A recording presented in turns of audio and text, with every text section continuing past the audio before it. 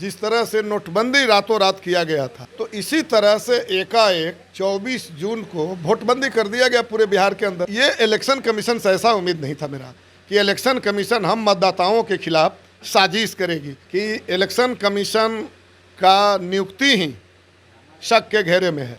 हम लोगों ने संदेह व्यक्त किया था, सुप्रीम कोर्ट में भी दरवाज़ा खटखटाया था कि भाई सुप्रीम कोर्ट से हम लोग सलाह की उम्मीद नहीं किए थे, हम लोग आदेश की उम्मीद किए थे। और अफरा तफरी में कागज़ मांगने के बजाय बीएलओ को कहा गया कि जैसे हो अपने से दस्तखत कर दीजिए। कई जगह देखा गया, जवनिया गांव का आप लोग दिखा रहे हैं, बाढ़ में ख़त्म हो गया, कागज़ बच गया उस गांव का, तो उस गांव का वोटर राइट छीन लीजिएगा, अधिकार छीन लीजिएगा आप। कुल मिलाकर के उनके निशाने पर महिलाएं हैं, उनके निशाने पर 40 बरस से नीचे के वो युवा हैं जो रोजगार के तलाश में कलकत्ता बम्बई गए हैं। मैं लोदीपुर आया हूँ, आप सोच लीजिए कि एक बूथ है और यहाँ 303 लोगों का वोटर लिस्ट नाम का। घोसी में सैदपुर एक गांव है जहाँ मुसहर जाति के, बिंद जाति के, जादव जाति के, तेली जाति के, चौधरी जाति के लोग हैं। एक बूथ पर वहाँ 250 लोगों का वोट काटा गया। बिहार में इस वर्ष विधानसभा चुनाव को लेकर के चुनाव आयोग ने बिहार में मतदाता पुनरीक्षण का काम शुरू किया और 1 महीने में ही निपटा दिया। उसके बाद 65 लाख से अधिक लोगों का नाम कट गया। चुनाव आयोग ने कहा है कि कुछ लोग बेदखल हो गए और कुछ लोगों ने तो फॉर्म ही जमा नहीं किया है। हालांकि मतदाता पुनरीक्षण हुआ कि नहीं, इस बात को लेकर के अभी भी सवाल के घेरे में है। लेकिन विधायक जी निकल गए हैं मतदाता का सही पुनरीक्षण करने के लिए कि उनके विधानसभा में कह रहे हैं कि लगभग 5000 से अधिक लोगों का नाम काट दिया है।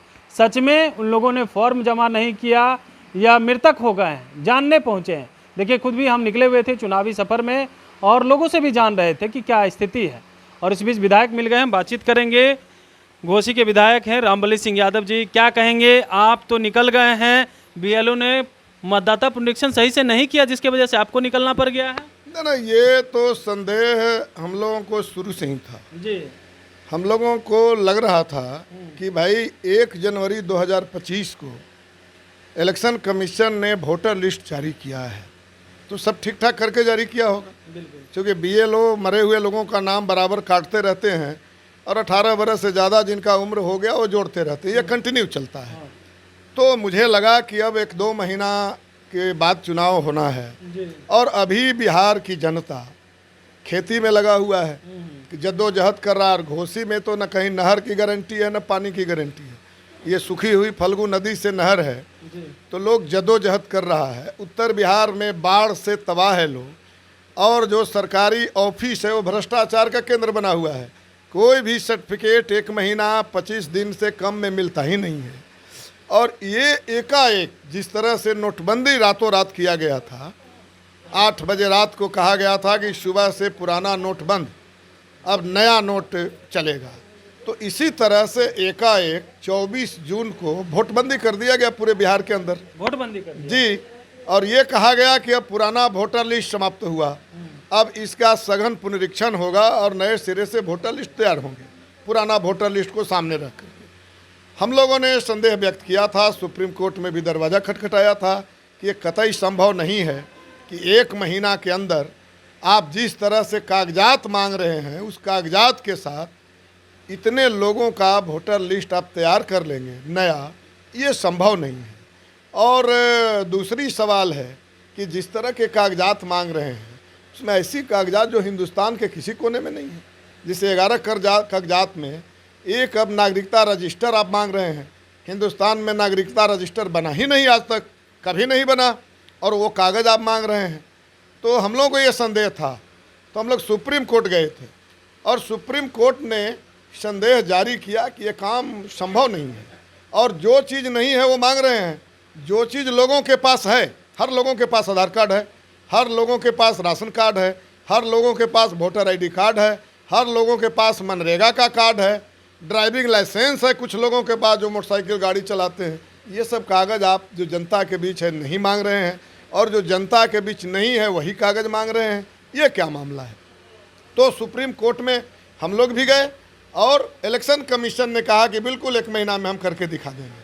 और अफरा तफरी में कागज़ मांगने के बजाय बीएलओ को कहा गया कि जैसे हो अपने से दस्तखत कर दीजिए। कई जगह देखा गया, अपने से दस्तखत कर दीजिए, सादा फार्म ले लीजिए, और ये तरह से मैंने कहिए कि अराजकता फैलाते हुए 1 महीना के बाद एक वोटर लिस्ट का प्रारूप इलेक्शन कमीशन ने बिहार में जारी किया। और इसके बाद जब हमने पूछा कि भाई ये जो 65,500 के लाख के आसपास जो आपने नाम काटा, इसका आधार क्या है? तो जैसे मैं उदाहरण दे रहा हूँ, घोसी में 2,68,413 वोटर थे और उसमें से पुनरीक्षण कार्य समाप्त होने के बाद हमको सूची दिया गया कि इसमें से 5606 व्यक्ति मर गए। कुछ संख्या है जो मिले नहीं, गांव पर, घर पर रहते ही नहीं हैं। कुछ संख्या है जिनका 2 जगह नाम है। तो हम लोगों ने कहा कि जो आपने संख्या दिया है उसका एक लिस्ट दे दीजिए कि 5606 आदमी कौन मर गए। विश्वास नहीं हो रहा है। 1 जनवरी को सभी लोग जिंदा थे और ये 6 महीना में घोसी जैसे विधानसभा में क्या हो गया कि इतने लोग मर गए। ये कोई परमाणु बम तो यहाँ गिरा नहीं। तो हम लोग जब जांच करने के लिए कागज़ मांगे तो कागज़ में नाम नहीं दिया गया। तब इलेक्शन कमीशन पलट गई पूरे बिहार में और घोसी में भी, और अब उसने कहा कि नहीं। तो आपके गहन पुनरीक्षण में पकड़ा गया है कि किन किन लोगों का नाम कट गया है? अभी हमारा ये चल रहा है अभियान। अच्छा, और कितने चूंकि लोगों का अब तक आपने पकड़ा है कि नाम कटा हुआ है? देखिए, अभी तो हम 8 बूथ का अध्ययन किए हैं, 10 बूथ, अब ये 9वां बूथ है मेरा। जी। तो अभी तो इसको हम कोई गुना भाग जोड़ के नहीं किए हैं, लेकिन मेरे समझ से करीब 80% ऐसे लोग हैं जो जिंदा हैं, गांव में वो रहते हैं। कोई कमाने के लिए कहीं चला गया है, कोई जो है कुछ दिन के लिए टेम्पू चला रहा है, लेकिन वोट देने यहाँ आते हैं। जैसे कोरोना काल में कमाने के लिए चेन्नई से लेकर के गुजरात, दिल्ली तक थे, लेकिन कोरोना काल में जब लॉकडाउन हुआ और सरकार ने कोई सुविधा नहीं दी तो पैदल चल करके लोग गाँव आए थे।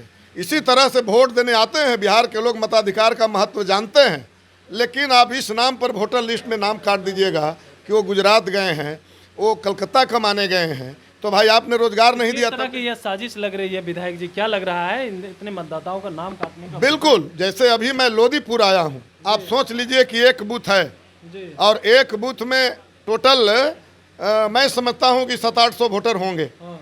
और यहाँ 303 लोगों का वोटर लिस्ट से नाम काट दिया।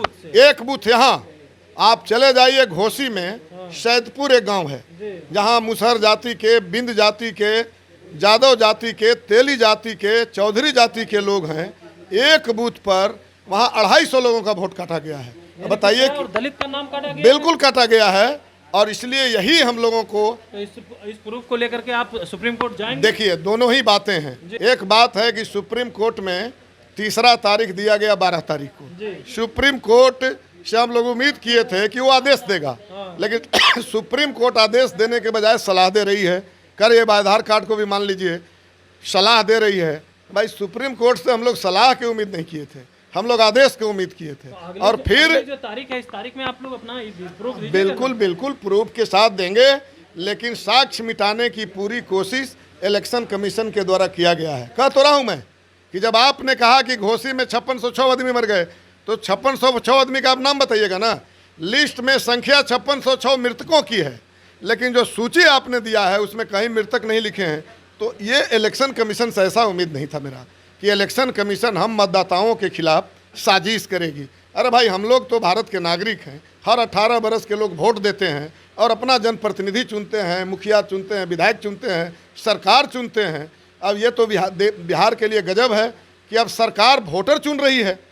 वोटर का काम है सरकार चुनना, जनप्रतिनिधि चुनना। सरकार का काम वोटर चुनना नहीं। लग रहा है कि एनडीए सरकार घबरा गई, जिसके वजह से चुनाव आयोग को आगे करके इस तरह की साजिश रची गई और आप लोगों की जो सरकार बनने वाली थी बिहार में वो बनने नहीं। देखिए, अफसोस की बात ये है कि इलेक्शन कमीशन का नियुक्ति ही शक के घेरे में है।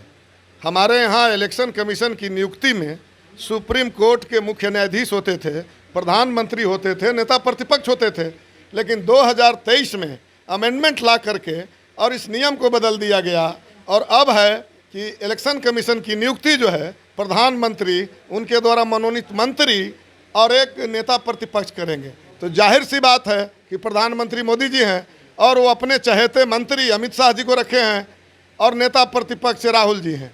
तो बहुमत तो उनके पास है। इसलिए बिल्कुल ये कहा जा सकता है कि जो इलेक्शन कमीशन है मोदी जी के इलेक्शन कमीशन है। और दूसरी बातें हैं कि उनकी आदत हम लोगों ने देखा है, महाराष्ट्र के चुनाव हुआ तो वोट बढ़ा करके जीत गए, दिल्ली के चुनाव हुआ वोट बढ़ा करके जीत गए, और ये बिहार है। अब बिहार में वो दुरुपयोग करना चाह रहे हैं। बिहार में उनको लग रहा है कि बिहार में महाराष्ट्र की प्रवृत्ति नहीं चलेगी, जागरूक बिहार है, बिल्कुल ईमानदारी के साथ वोट देकर के जनप्रतिनिधि जिताते हैं लोग, कोई फर्जी यहाँ नहीं चलता है। और इसीलिए मोदी जी को लग रहा है कि ऐसे लोगों को वोट घटा दें, और निशाने पर है जुआ। क्योंकि जब आप कर जी और उनके नेता कह रहे हैं कि सही हुआ, अच्छे से हमारे बीएलओ ने। दुर्भाग्य तो ये है कि मैं कह रहा हूं कि 2003 के बाद जिनका वोटर लिस्ट में नाम जुड़ा वो 18 बरस के होंगे, 25 में आप जांच कर रहे हैं, आज वो 40 बरस के हो गए हैं।